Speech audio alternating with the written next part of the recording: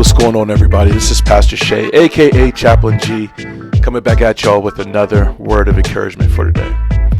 So, I was on the way to work this morning, and my phone has been acting up, so it's in the shop, and so I just had time to pray. Usually I listen to some music or something like that, but this morning, instead of listening to anything, I just kind of drove to work with just my mind and my thoughts, right? It was a good little reprieve, and I highly suggest it every now and then.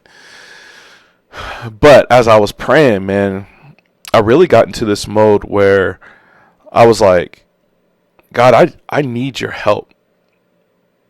You ever have those moments where you're just thinking about life, thinking about all the stuff you want to do, and then all the fear and anxiety and all your sinfulness and all your temptation, all of it just kind of jumps up before you, and you're just like, God, I need you to take this away from me.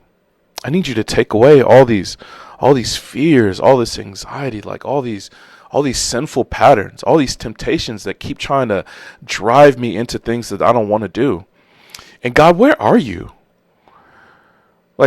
Don't you want me to be sinless? Don't you want me to cry out like this? Why won't you answer me?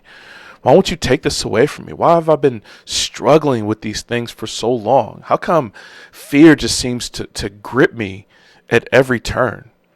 Why is it that, some people have been struggling with the same sin for 40 years? And you're like, God,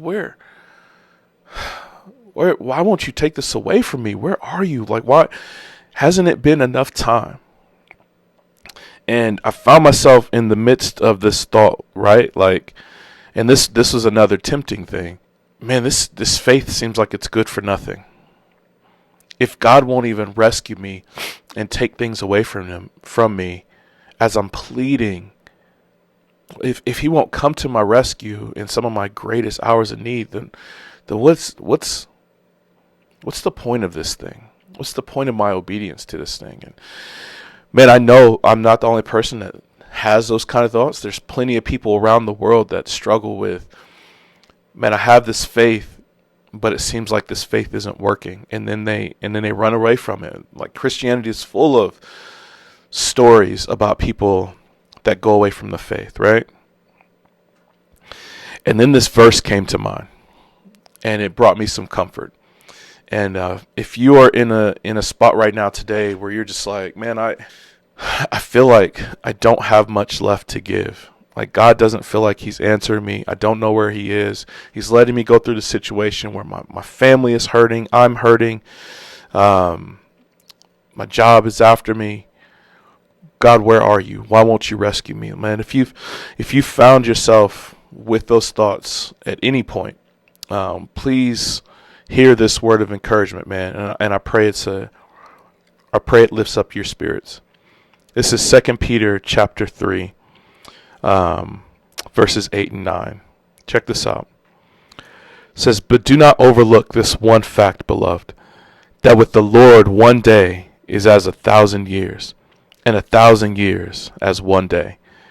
The Lord is not slow to fulfill his promise, as some count slowness, but is patient toward you, not wishing that any should perish, but that all should reach repentance."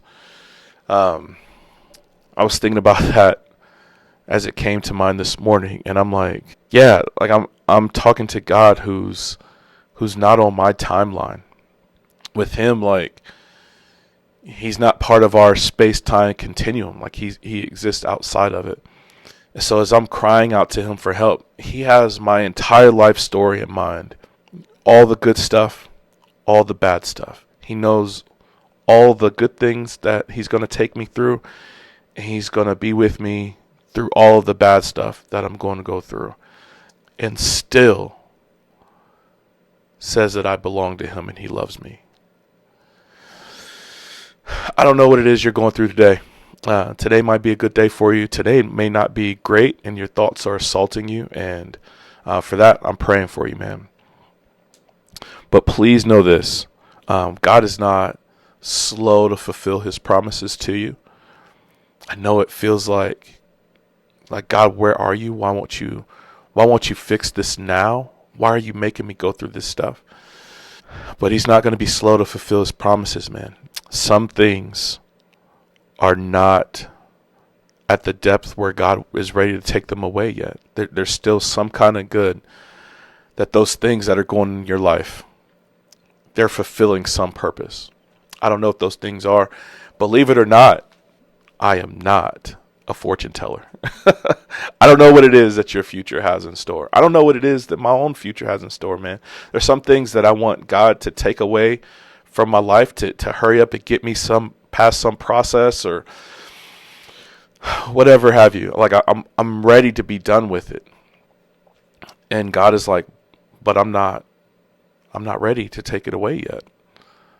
There's still some more stuff that I need to show you, that I need to take you through, that I need you to build up some kind of muscle in the midst of it, man. And that feels like God, that's cheap, man. Like why don't you just do it now? But muscles take time to build. Experiences and testimonies take hurt and sorrow to go through. A prerequisite that the early church used to have for those that were coming into the Christian faith, it was, are you ready to go through suffering? Because that's what this Christian life is about. And sometimes I forget it.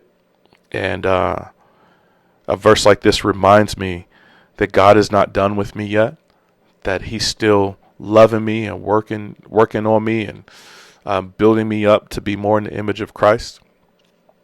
And I have to match my patience with the process to the goodness that God has in store for me. So that's my word of encouragement for you for today, man. It's please receive it as such, man. God's got you. I promise. But I love y'all. Whatever it is you're going through, I love you. Please make sure to like, share, and subscribe. Like this kind of word, man, needs to go out. Because there's people that take these negative thoughts and they do bad things with them. Some people run to suicide. Some people run from the faith. There's all kind of stuff that we do when we're in despair. But God is not slow to fulfill his promises toward us, man. He's patient. He's wanting us to come to repentance, wanting us to love him more deeply every day. So I love y'all. I hope that's an encouraging word. Please hit me up in the email if I could be praying for you. Until next time, grace and peace.